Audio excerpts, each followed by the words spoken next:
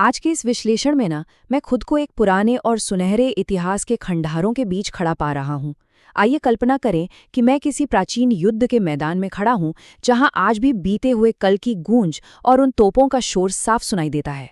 तो आज हम मिलकर एक ऐसे डॉक्यूमेंट्री ब्लूप्रिंट को डिस्पोर्ट करेंगे जो ये सिखाता है कि इतिहास के सबसे काले सच को एक बेहद डरावने और सटीक अनुभव में आखिर कैसे बदला जाता है।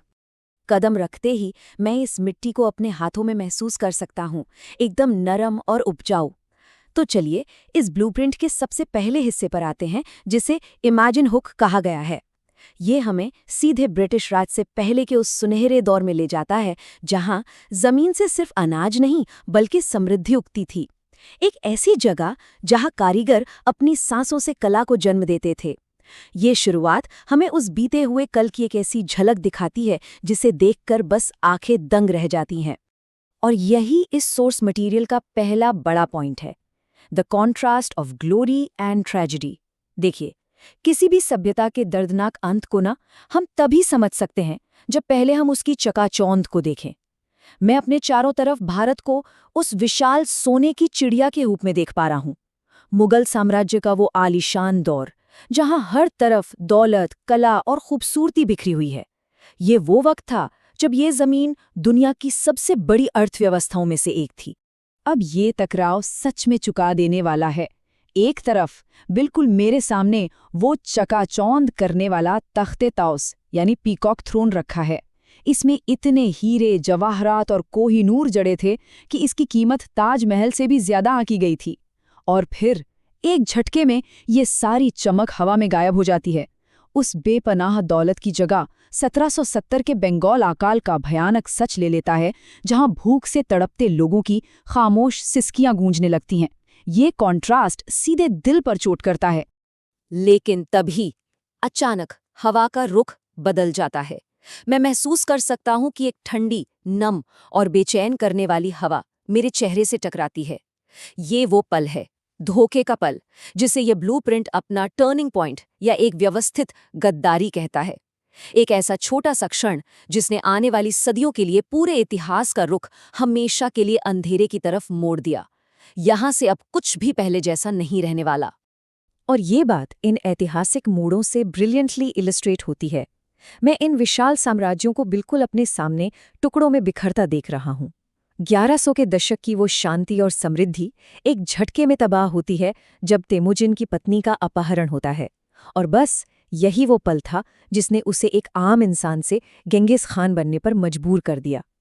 वहीं दूसरी तरफ 1757 में प्लासी की लड़ाई और मीर जाफर की गद्दारी, जिसने ब्रिटिश राज की खौफनाक नींव रखी। एक कदम, एक धोखा और सब कुछ राख।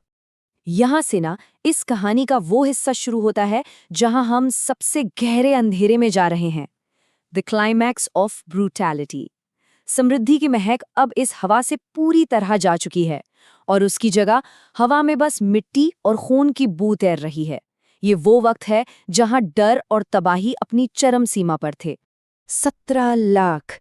चलिए एक पल के लिए यहाँ रुकते हैं। मैं इस वक्त निशापुर के इन मैदानों में बिल्कुल अकेला खड़ा हूँ, जहाँ दूर दूर तक इंसानी खोपड़ियों के विशाल पहाड़ खड़े हैं। गेंगिस खान की सेना के इस शहर से गुजरने के बाद उस आग और तबाही के मंजर में बस ये सन्नाटा और 17 लाख बेजान लाशों का सच बचा था। ये खामोशी अंदर तक झकझोर देती है। और ब्लूप्रिंट के मुताबिक डर और क्रूरता यही नहीं रुकती। मेरे कानों में अब भी तोपों की गर्जना और चीखें गूंज रही हैं।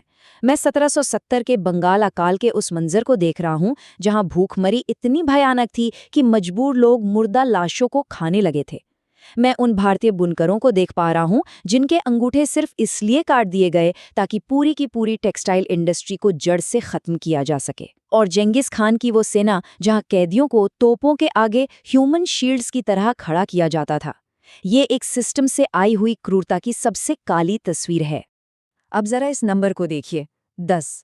इस क्रूरता में एक बेहद निर्मम कैलकुलेशन भी शामिल था। जब सड़कों पर लोग भूख से तड़प कर मर रहे थे ना, ठीक उसी वक्त ब्रिटिश अधिकारियों ने उस अकाल के दौर में टैक्स में सीधे 10% की वृद्धि कर दी थी।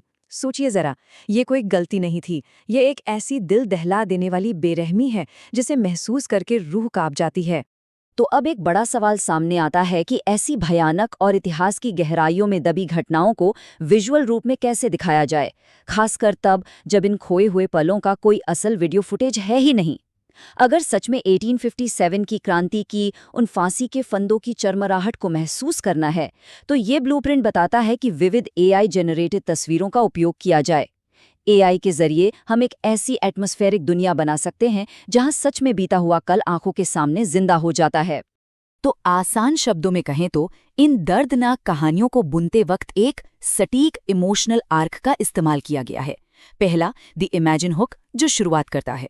दूसरा, समृद्धि और तबाही के बीच का डरावना कॉन्ट्रास्ट। तीसरा, गद्दारी का वो टर्निंग पॉइंट। और चौथा, सबसे डरावनी क्रूरता का चरम।